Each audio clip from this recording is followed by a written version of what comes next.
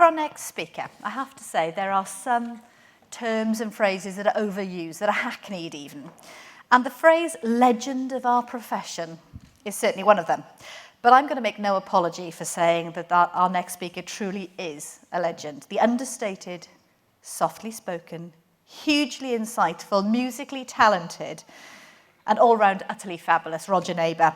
He's a former college president and, of course, a highly acclaimed author. I don't know about you, but the inner consultation certainly shaped my training as a GP, and his subsequent writing has been thought-provoking and inspirational. So, colleagues, please give the most enormous welcome to the legend of our profession, Roger Neighbour.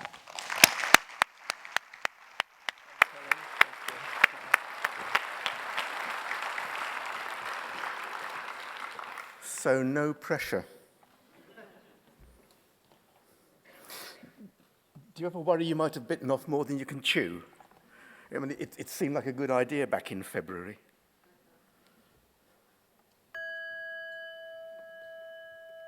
I've got 20 minutes to try and weave some thoughts about the consultation, which I possibly know something about, leadership, which I don't know much about, and Zen, which nobody knows much about. Anyway, what's with the gong? Let me explain. The gong is sounded at the start of a session of Zen meditation. And listen. As the sound fades, notice how your attention follows it, focuses, turns inwards. And it's as if the gong is a kind of symbol of the inner world of subjective awareness. Does that make sense? At the end of a session of Zen meditation, a gong is sounded. And the gong is the voice of the external world, and it's reminding us that there's an objective reality out there where stuff happens. Does that make sense? Well, which is it? Is it a symbol of the inner world or the outer world? It obviously can't be both. That makes no sense at all. Exactly. You're getting the hang of it. First lesson in Zen. The world is not under contract to make consistent logical sense to the human intellect. And if you say, what does the gong mean? Zen says, ask a better question. So the sound of the gong is just what it is. It has no meaning other than whatever effect it has on whoever happens to hear it. And as far as Zen is concerned, the intellect can go chase its tail. Anyway, moving on to the consultation, where we're on firmer intellectual ground. We in the UK are the leading producers of consultation theory. We export our consultation models all over the world, except possibly to the USA, where we don't yet have a trade deal. But actually, you can take the numbers from 1 to 12, and most of them are somebody's model of the consultation. On 2, you've got the college motto, cum scientia caritas, which is a 2-piece consultation model, kindness and skill. I quite like kindness as a better word for caritas than the usual compassion, which can sometimes sound a bit do-goody. But that's 2. On 3, you've got physical, psychological, social. On 4, you've got Stott and Davis. On 5, I pinch that one. 6, you've got Byrne and Long. 7, you've got the Pendleton lot. And then you've got the college again leading the field on 12 with COT, the consultation observation tool. I've forgotten one. Sorry, Calgary, Cambridge. Which at the last count had 70. I'm just saying. Anyway, it's all clever stuff. And it's inspired by the noblest of motives. We all know in this room that a skillful consultation is a small miracle, where through a combination of words and expertise, you can put together a conversation that for the patient is often potentially life-pivoting. And all these models and theories are just people's attempts to try to explain how the miracles happen so that other people can learn and try to do them too. But here's what doesn't happen in real life. Patient comes in with some wacky opening gambit. my whatchamacallit's gone up the creek, to which the doctor skillfully applies a consultation model, and everything falls into place. That's what doesn't happen. What's much more likely in real life is this.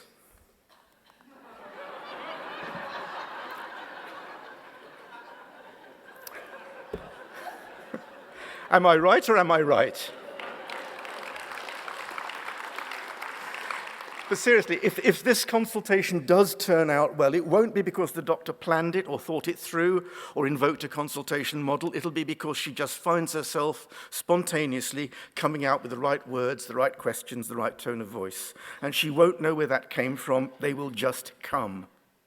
My point is simply this. In the real world, in real time, intellectual models and theories of the consultation are no guarantee of helpfulness.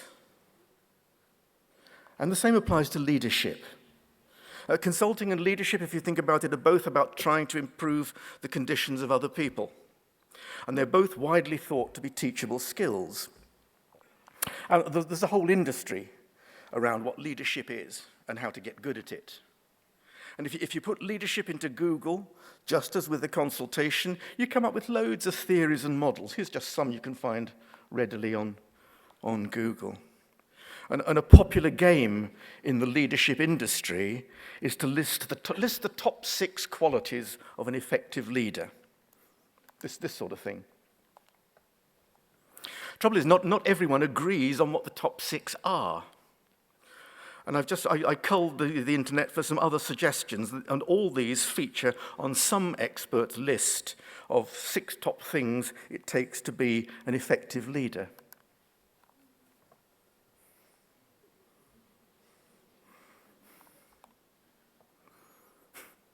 Amazing. Now, look, here in the college, we have some genuinely fantastic leaders.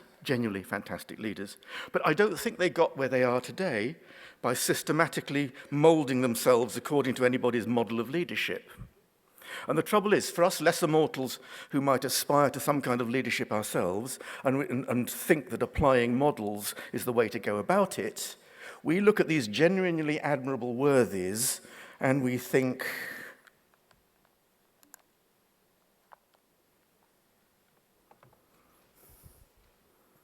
this sort of stuff. Am I right or am I right? So here again we run into that frustrating disconnect between theory and helpfulness. The harder we analyze the excellence of experts, the more we risk confusing and inhibiting ourselves and our students and our colleagues in the real world. It's a bummer. Zen, meanwhile, is chuckling to itself in a could have told you that kind of way, because Zen thinks it knows what the problem is. The consultation, leadership, they're both about influencing other people. And no matter how noble the motives, no matter how respectfully and sensitively it's done, consulting and leadership are both about oneself trying to change the behavior of another. And they both have an element of self-assertion. See it my way, do it my way, and everything will be fine. And Zen will have none of it. Not because manipulating people is wrong, but because, second lesson in Zen, the self that seeks to assert itself is an illusion, a mirage, a misunderstanding. Buddhism teaches, and developmental psychology agrees, that the human mind works by highlighting apparent differences between things, between this and that, good and bad, right and wrong. And it goes way back to infancy. As you'll remember, when we're only 2 or 3 months old, we start to differentiate what is me from what is not me, what suits me from what does not suit me. And before long, we come to believe that there is a definite entity, called in my case Roger, around whom the world revolves and to whom the world owes an explanation. We interpret everything that happens in terms of how it affects us. We read self into everything we experience, in much the same way that we think we see human faces in random objects. You're doing it now. You're thinking you see signs of selfhood when, in fact, none exist. The faces you see are illusions, misinterpretations of what are actually impersonal random events. And Zen teaches that the self we each think we are is likewise an illusion. a fiction. It's a persuasive and a convenient fiction, sure, but a fiction nevertheless. What I call Roger and whatever you call whatever your name is in reality, like the sound of the gong, nothing more than a temporary configuration of perceptions, sensations, emotions, thoughts, memories, imaginings arising in one particular brain. And so that creating personal identity is just something that brains do. Mine spends most of its time Rogering. Helen's does a lot of Helening. Myers creates the impression of being Mayur. If you sit in meditation and quietly observe the coming and going of your thoughts, this is the realization that dawns on you. Because Zen isn't a religion in the usual sense, it's a training program. And by training yourself to observe the flow of your own awareness, you start to see what the world looks like free of the distorting effect of self. So that it becomes less important to emphasize the things that seem to make us different from other people. It doesn't seem quite so important to be right, or to understand what's going on, or to feel in control of events, or to be thought well of. Phew.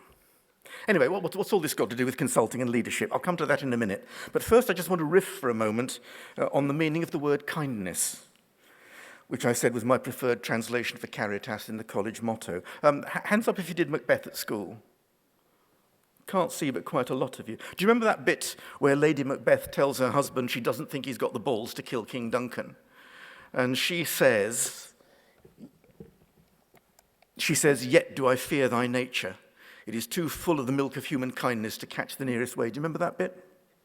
I had an English teacher called Herbert Lister, and he used to say that human kindness didn't mean that Macbeth was too soft-hearted or too inclined to be nice to people. He maintained that what held Macbeth back was his sense of human kindness. His realization that we are all of a kind, all members of humankind, and that what we call kindness, empathy, compassion, call it what you will, is just what we naturally do when we appreciate our humankindness. Does that make sense? Yeah. There's a nice Zen story that's relevant here, and it concerns a young monk who went to his teacher and asked, "Master, how should I lead a perfect life?" And got the answer from his teacher, "First, make yourself perfect, then live naturally." In other words, work on yourself in private first, then just go out and be yourself. And there's a modern-day Zen master called Daisetsu Suzuki who put the same idea like this in rather more smarter words. He said, if one really wishes to be master of an art, technical knowledge of it is not enough. One has to transcend technique so that the art becomes an artless art, growing out of the unconscious. In other words, Zen says, rather than try and follow any particular theory of helpfulness, cultivate the qualities from which helpfulness spontaneously flows. Do your preparation first, study the models if you want to, get your technical knowledge and skills in place, make sure you've got the right attitude, but then on the day, just forget the theory, get out of your own way, and just go for it. So what does this Zen way of consulting without trying look like? Actually, it looks a lot like my old friend David Haslam. Years ago, I asked David for his thoughts on how to consult well, and he said 4 things. He said, shut up, listen, know your stuff, and care. I think some of you who've been to previous conferences will have heard him say stuff like that before. And David doesn't realize it, but that's pure Zen. Shut up. Put yourself and your own agenda to one side. Listen to the patient's story attentively without trying to impose yourself on it. Know your medical stuff, of course, because without that we're useless. And care, show the empathy that spontaneously arises from the human kindness you both share. So no clever theory, no fancy models, no repertoire of tricksy consulting skills. Just make yourself the best doctor you know how, cultivate the habit of kindness, and then do what comes naturally. And in a way, the consultation is a special case of leadership. Consulting is about being an agent of helpfulness at the one-to-one level. And leadership is about being helpful on a potentially larger scale. So what does Zen leadership look like? I think it looks like this. I'm not going to try and put that into words. I think the image says it all.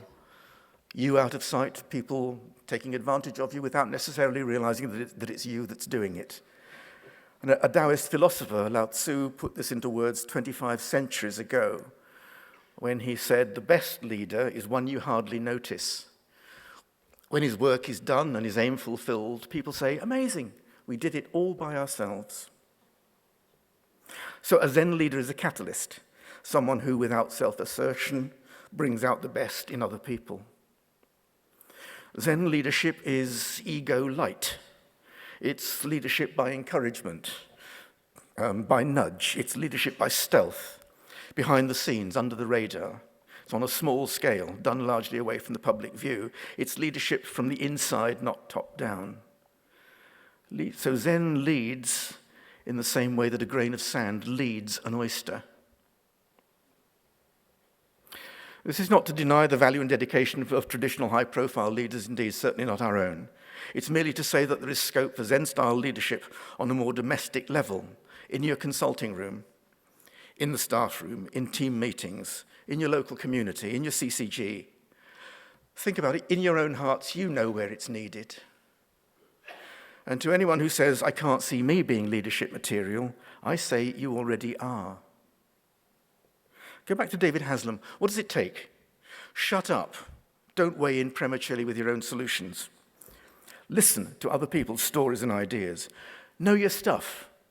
Well, what stuff does leadership call for other than the decades of personal experience you already have of how people tick? Now, the author Henry James, when he was giving advice to young writers, said this. He said, try to be one of the people on whom nothing is lost. I love that quote. That's good advice for would-be doctors and leaders as well. Be someone on whom nothing is lost.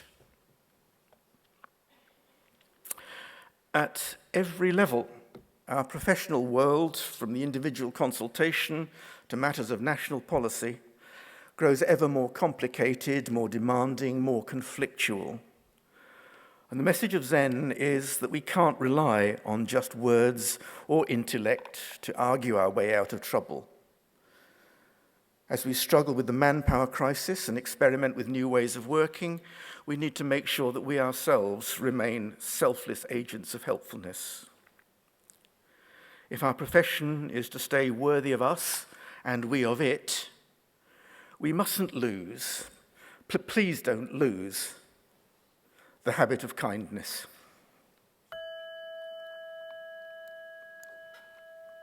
Thank you. Thank you.